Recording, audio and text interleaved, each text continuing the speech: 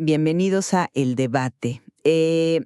Imagínense un patio escolar por un momento. Ujú. De un lado tienes a un profesor con un plan súper detallado, ¿no? Guiando a los niños a través de un circuito de aros, conos, dando instrucciones claras para desarrollar, digamos, habilidades específicas. Ujú. Y del otro lado tienes caos absoluto. El famoso recreo libre, claro. Exacto. Niños corriendo, trepando, inventando juegos y negociando reglas sobre la marcha, guiados únicamente por su instinto.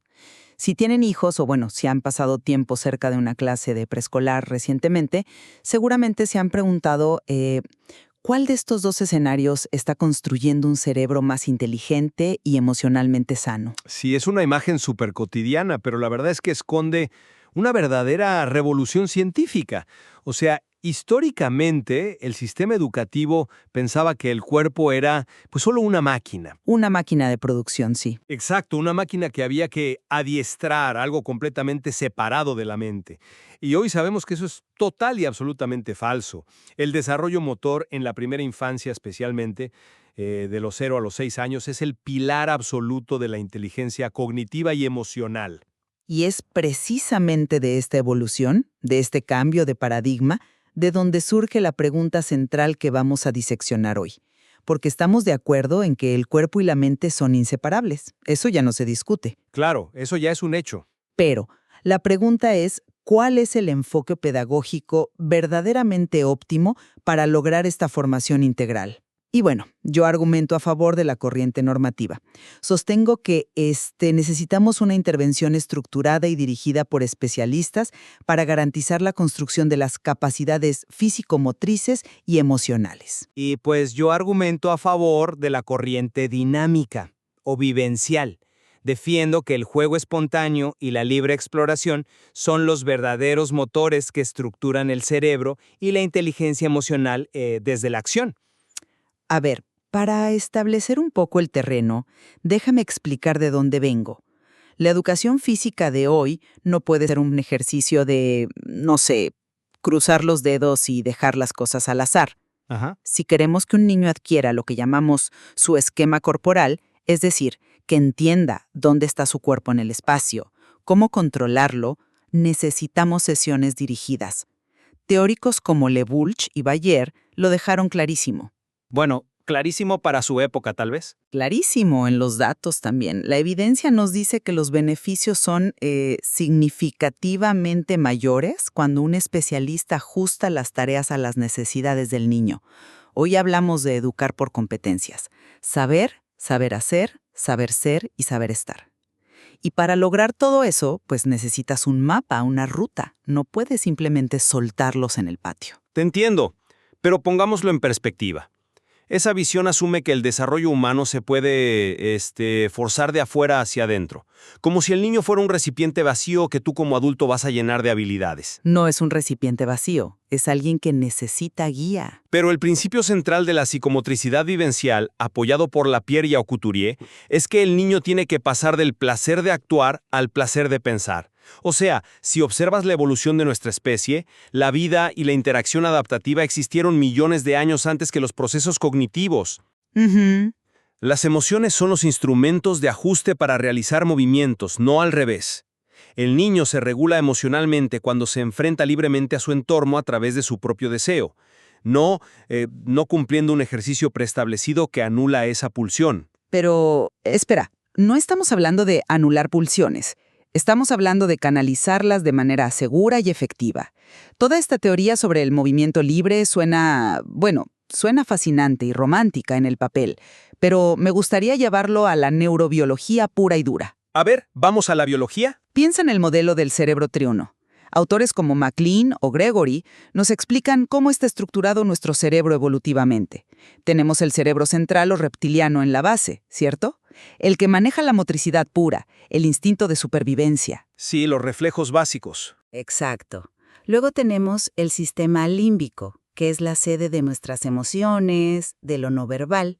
Y finalmente, arriba de todo, el neocórtex, que es el responsable del análisis, la lógica, el raciocinio. Claro, el bloque de los procesos superiores. Sí, Entonces entiendo por qué piensas que el movimiento libre es suficiente, pero permíteme darte una perspectiva diferente. Imagínate que el cerebro de un niño es como una orquesta sinfónica. Ok.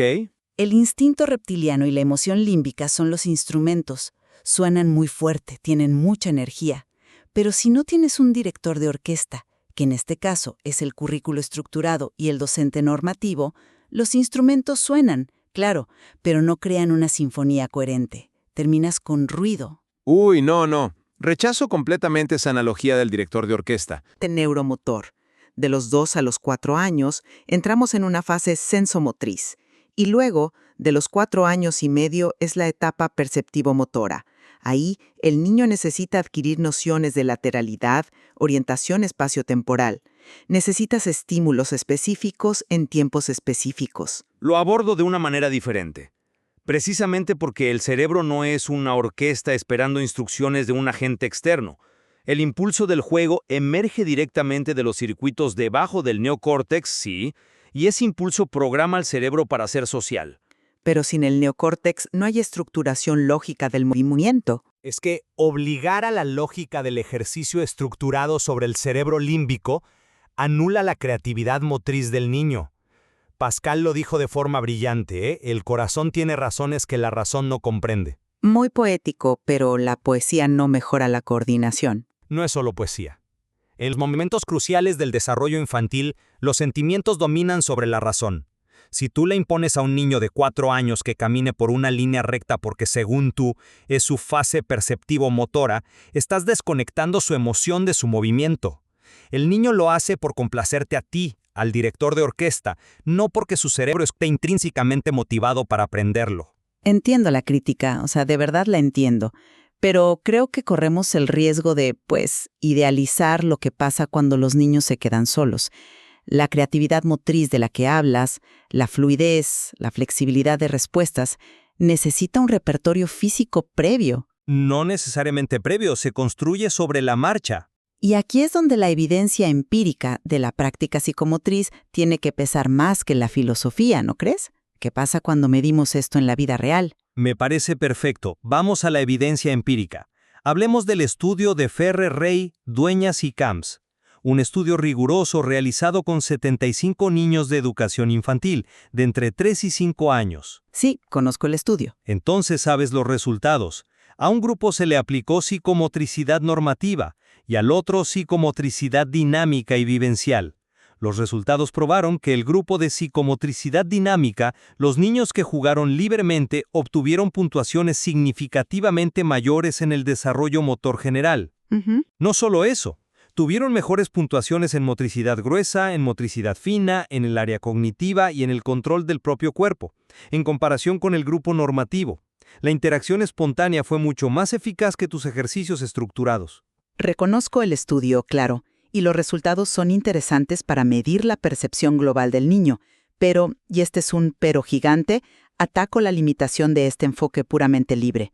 Porque cuando utilizamos baterías de evaluación estandarizadas y más profundas como la MABC2, la narrativa cambia drásticamente. ¿En qué sentido cambia? En que revelan deficiencias biomecánicas muy específicas, que la psicomotricidad dinámica simplemente pasa por alto al dejar todo al juego libre. Por ejemplo, estas evaluaciones muestran que hasta un 70% de los niños en entornos no dirigidos tienen un nivel deficiente al realizar tareas de coordinación fina. Cosas como lanzar un saquito de arena a una diana o problemas serios de coordinación óculo-manual. A ver, pero ¿realmente nos importa tanto que un niño de 4 años sepa lanzar un saquito a una diana perfecta? Por supuesto que importa. No se trata del saquito. Se trata de los precursores biomecánicos. Esa coordinación óculo-manual es la base fisiológica para la lectoescritura. Si no puedes coordinar tu ojo y tu mano en el gimnasio hoy, vas a tener problemas severos para sostener un lápiz y seguir una línea de texto en tu cuaderno mañana. Eso es reducir al ser humano a un montón de engranajes. Es ser pragmáticos. Si un niño tiene un déficit en la integración bilateral, el juego espontáneo rara vez lo va a empujar a practicar el movimiento que le resulta difícil o incómodo. El niño por instinto va a evitar lo que no le sale bien. Y ahí es donde entra un especialista con un enfoque normativo, detecta el problema y diseña una intervención técnica precisa. Ese es un argumento convincente, te lo concedo. Pero, ¿has considerado que aislar la habilidad de lanzar un saquito es volver a la visión utilitarista del cuerpo que supuestamente ya habíamos superado? No es utilitarista, es prepararlo para el futuro. Es fragmentar al niño. Hoy arreglamos tu puntería, mañana tu equilibrio. La creatividad motriz muere cuando el juego es solo, pues una herramienta para cumplir una rúbrica normativa. Si dejas al niño jugar libremente con bloques, la motivación intrínseca va a hacer que su coordinación fina mejore, porque quiere que la torre no se caiga, no porque esté cumpliendo con la batería MABC2. Vale, supongamos por un momento que la coordinación motora se puede salvar con los bloques de madera, pero me parece que tu postura se queda muy corta cuando pasamos del desarrollo puramente físico a la inteligencia emocional. Y este es, creo, el verdadero componente del éxito en la educación física contemporánea. A ver, explícame tu punto ahí. Porque para mí la inteligencia emocional nace del juego espontáneo. Los datos no dicen lo mismo. Si revisas los informes del Consortium for Research on Emotional Intelligence, te das cuenta de que el éxito en la vida y el trabajo depende en un 23% de las capacidades intelectuales y en un 77% de las aptitudes emocionales. Totalmente de acuerdo con la estadística. Es vital. Exacto. Autores como Salovey, Meyer o Daniel Goleman nos dicen que necesitamos percibir, comprender y regular las emociones deliberadamente. Y para eso son esenciales los juegos cooperativos dirigidos. Dirigidos. Sí, dirigidos. Estas herramientas generan conductas prosociales, mejoran el autoconcepto y disminuyen comportamientos problemáticos. Pero, y esto es clave, estas actividades necesitan ser orquestadas por el profesor. ¿Por qué? Los niños cooperan naturalmente. Cooperan si quieren, pero también excluyen naturalmente. En un patio sin estructura, la ley del más fuerte domina rápido. El profesor está ahí para asegurar que todos los niños participen y regulen sus frustraciones de forma constructiva, no solo los que son líderes natos. Es que, de verdad, es un argumento súper racional, pero, a ver, la empatía se impone. Yo digo que no. La verdadera empatía no se dicta desde un silbato. No es un silbato, es diseño de dinámicas. Pero sigue siendo externo. En la psicomotricidad dinámica hablamos de algo llamado la descentración tónico-emocional. Ok, otro término técnico, vamos a traducirlo para quienes nos escuchan. Claro. Básicamente es el distanciamiento de la propia carga afectiva. Imagina a dos niños peleando por el mismo juguete en el patio de juego libre. Su tono muscular se dispara, se tensan, están furiosos y totalmente centrados en su propio egoísmo. Ajá. Y ahí el profesor debería intervenir para enseñarles a compartir. No, ahí es donde el profesor normativo lo arruina todo. Si tú intervienes y les dices, compartan, estás resolviendo el problema logístico, sí, pero les robas el aprendizaje emocional. Si los dejas, si permites que enfrenten el conflicto en el juego espontáneo, ellos mismos tienen que mirarse, registrar la furia del otro y negociar. O golpearse. El educador está ahí para garantizar la seguridad física, obviamente, pero no interviene en la solución. Cuando el niño logra salir de su frustración por sí mismo y entiende al otro, ocurre una reestructuración orgánica en su cerebro social. El juego no es un método de adiestramiento cívico, es el lenguaje natural de la infancia. Entiendo el concepto de la descentración y suena muy bien, pero asumes que todos los niños tienen las herramientas para negociar ese conflicto de forma saludable. Y, volviendo a lo físico, a veces la barrera no es ni siquiera social, sino biomecánica. ¿A qué te refieres con eso? Piensa en un niño con problemas de equilibrio o hipotonía, es decir, una tensión muscular muy baja. En tu entorno puramente libre, ese niño se va a sentir tremendamente inseguro al intentar trepar o correr con los demás. Su supuesta libertad de movimiento se convierte en una prisión biomecánica. Sufre en silencio y se retrae, mientras los demás niños exploran y desarrollan su inteligencia emocional. La intervención directa de un especialista detecta ese problema a tiempo. Diseña una intervención técnica paso a paso, y al devolverle el control de su cuerpo mediante el esquema corporal, le regala la confianza para interactuar. No puedes tener empatía si ni siquiera puedes sostenerte en tu propio eje de forma segura. Es un escenario doloroso. Tienes razón en que la inseguridad física aísla al niño, pero asumes que la solución tiene que ser mecánica. Las barreras físicas, como esa hipotonía o, por el contrario, la hipertonía en niños muy tensos, están ligadas a su historia afectiva. La postura es emoción congelada. Pero si no le enseñas la técnica del equilibrio, la emoción no lo va a mantener en pie. Es que en la práctica vivencial usamos el diálogo tónico. No le exigimos al niño inseguro que pase por un circuito de aros para curar su problema. El educador ajusta su propio tono, su presencia, le da seguridad emocional sin forzarlo. Y al bajar la ansiedad, el niño naturalmente empieza a probar su cuerpo. Forzar el movimiento desde afuera a menudo solo genera más tensión. Creo que hemos llegado a la verdadera médula de nuestra divergencia metodológica. Y bueno, es fascinante cómo interpretamos la misma realidad desde ángulos pero tan distintos. Sí, totalmente. Es el mismo niño, pero lo vemos con lentes diferentes. Exacto. Permíteme resumir mi posición a la luz de todo lo que hemos puesto sobre la mesa hoy. Partimos de un acuerdo que es monumental, y es que el cuerpo y la mente forman una unidad inseparable. Ya dejamos atrás el dualismo mecanicista. Afortunadamente sí. Pero mi postura sostiene firmemente que el sistema educativo tiene una responsabilidad gigante. No podemos depender de la espontaneidad pura. Utilizar una psicomotricidad normativa, con programas estructurados por especialistas que entienden los tiempos neurológicos y el desarrollo de competencias, garantiza algo fundamental: equidad.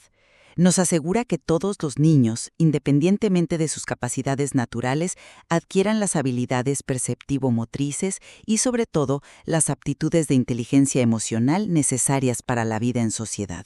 Y bueno, mi resumen se ancla justamente en el respeto profundo por la naturaleza del niño. La evidencia neurobiológica del cerebro triuno y los estudios empíricos nos demuestran que la psicomotricidad vivencial o dinámica respeta este diseño evolutivo. Al potenciar el juego libre y el deseo genuino, no estamos siendo negligentes. Estamos logrando una maduración tónico-emocional mucho más profunda y auténtica que cualquier instrucción mecánica que podamos imponerles. Es evidente que tenemos perspectivas encontradas sobre el cómo estructurar o no estructurar el espacio, pero creo que es importante destacar nuestros puntos de convergencia. Ambos celebramos este avance asombroso de la educación física contemporánea. Claro, eso es innegable. Pasar de medir saltos con una cinta métrica a abrazar una pedagogía de las conductas motrices, donde el ser humano es una totalidad, es un gran logro. Y ambos coincidimos en que la inteligencia emocional es un pilar igual de importante, si no es que mayor, que el desarrollo meramente intelectual o físico. Completamente de acuerdo. Yo creo que hoy nadie puede dudar que saber gestionar emociones y conectar con los demás es lo que realmente nos hace exitosos en la vida adulta. Así es. Y para quienes nos escuchan, les proponemos algo. La próxima vez que observen cómo interactúan los niños en su entorno, ya sea en un patio de recreo ruidoso o en un aula muy ordenada, observen con cuidado. Fíjense en sus cuerpos, en sus miradas cuando resuelven un problema o en la frustración cuando algo no sale bien. Y reflexionen sobre esto. El mayor aprendizaje, esa conexión vital entre el desarrollo motor y la inteligencia emocional, ¿proviene de la estructura que nosotros como adultos imponemos de afuera hacia adentro o de la libertad de movimiento que les permitimos explorar desde su propio deseo? Hay muchísimo más que explorar en este tema. Gracias por acompañarnos en este intercambio de ideas. Hasta el próximo debate.